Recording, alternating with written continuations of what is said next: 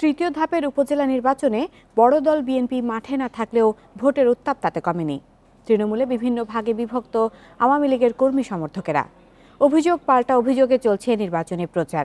আওয়ামী লীগের প্রার্থী এবং স্বতন্ত্র বিদ্রোহী প্রার্থী সবাই ভোটারদের কাছে টানতে দিচ্ছেন বিভিন্ন প্রতিশ্রুতি। তৃতীয় ধাপে ঝিনাইদহের 4 উপজেলায় ভোট হবে 24 মার্চ। কালীগঞ্জে বিনা প্রতিদ্বন্দ্বিতায় চেয়ারম্যান নির্বাচিত হওয়ায় ভোটের আমেজ রয়েছে সদর, শৈলকুপা ও হরিণাকুণ্ডুতে। বিএনপির প্রার্থী না থাকলেও মাঠে আছে ভোটের উত্তাপ। ভোটারদের মন জয়ে আওয়ামী লীগ ও বিদ্রোহী প্রার্থীরা দিচ্ছেন উন্নয়নের প্রতিশ্রুতি।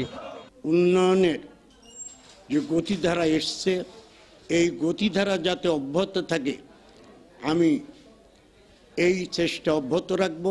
আগামী 24 তারিখে দোয়াত-কলম মার্কা জয়লাভ করে তাহলে আমি ঝিনাইদহের ব্যাপক উন্নয়ন করব এবং ঝিনাইদহের আমি ব্যাপক সাড়া পাচ্ছি। মেহেরপুর সদর ও মুজিবনগরেও বিনা প্রতিদ্বন্দ্বিতায় আওয়ামী লীগের প্রার্থী চেয়ারম্যান নির্বাচিত হওয়ার পথে। তবে গাংনীতে তুঙ্গে নির্বাচনী প্রচার। সেখানে ক্ষমতাসীন দলের মূল প্রতিদ্বন্দ্বী দলের বিদ্রোহী প্রার্থী। নির্বাচনী উপজেলা কমিটি, ইউনিয়ন কমিটি এবং সেন্টার কমিটি এগুলার মাধ্যমে যথেষ্ট নির্বাচনী প্রচার প্রচারণা চলছে। প্রচারণা এলাকায় মানুষের দ্বারে দ্বারে মা বোনদের কাছে চালিয়ে যাচ্ছি।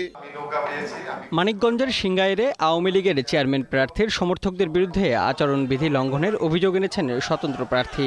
তবে অভিযোগ নাকচ করেছেন ক্ষমতাসীন দলের চেয়ারম্যান প্রার্থী।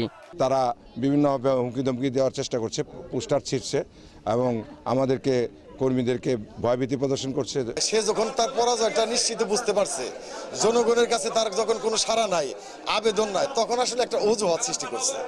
আইন শৃঙ্খলা পরিস্থিতি নিয়ন্ত্রণ ও সুষ্ঠু ভোট গ্রহণে সব ধরনের ব্যবস্থা নেওয়ার কথা জানিয়েছেন নির্বাচনী কর্মকর্তারা। Mostafizur Rahman, independent news desk.